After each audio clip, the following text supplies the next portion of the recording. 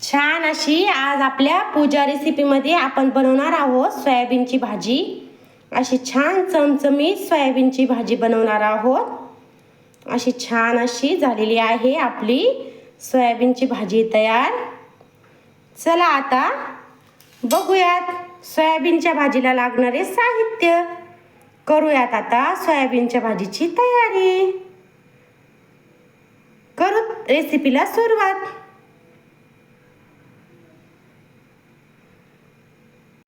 नमस्कार। तर आज आपण बघूयात सोयाबीनची भाजी कशी बनवायची ते। त्यासाठी आपण 2 पॉकेट सोयाबीन घेतलेले आहेत आणि छान असं गरम पाण्यामधून भिजवून घेतलेले आहेत। असे घेतलेले आहेत आपण सोयाबीन भिजवून छान गरम पाण्यामध्ये। आणि हे आपण त्यासाठी लागणारे साहित्य घेतलेले आहे। ही छान अशी कांद्याची पेस्ट घेतलेली आहे। कांदा अगोदर आपण सोनेरी रंग येईपर्यंत भाजून घेतला आणि छान मिक्सर मधून बारीक पेस्ट करून घेतलेली आहे। आणि टोमॅटो पण छान तेलामध्ये भाजून घेतलेला आहे आणि छान अशी पेस्ट करून घेतलेली आहे। ही कोथिंबीर आणि खोबरं आणि लसणची पेस्ट आहे।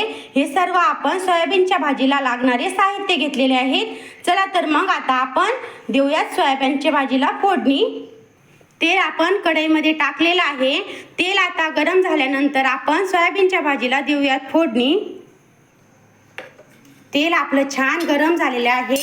आता आपण त्यामध्ये टाकूयात जिरे। जिरे छान आपले परतलेले आहे।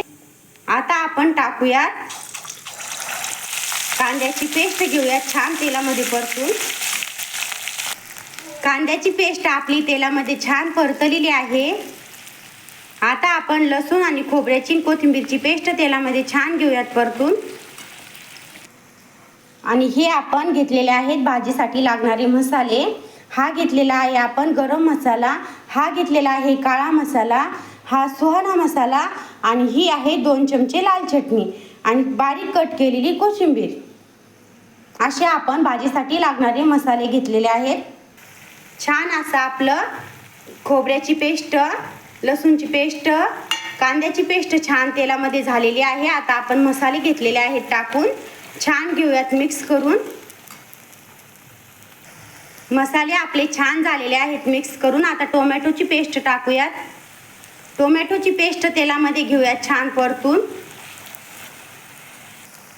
चवीनुसार टाकूयात मीठ। घेऊत आता टाकून छान असं सोयाबीन आणि घेऊया सर्व बाजूने छान मिक्स करून। थोडेसे टाकूयात पाणी। असं आपण भाजीला घेतलेलं आहे पाणी टाकून। आता 2 मिनिट भाजी होऊ देऊत। अशी मस्त आपली चमचमीत भाजी झालेली आहे तयार। आता आपण थोडीशी घेऊयात कोथिंबीर टाकून।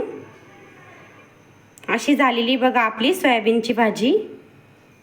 अशी आपण भाजी घेतलेली आहे छान अशी काढून। अशी चमचमीत आपली सोयाबीनची भाजी झालेली आहे तयार। या पद्धतीची सोयाबीनची भाजीची रेसिपी आवडल्यास शेअर करा। कमेंटमध्ये नक्की कळवा आपली सोयाबीनची भाजीची रेसिपी कशी वाटली सर्वांना। बाय।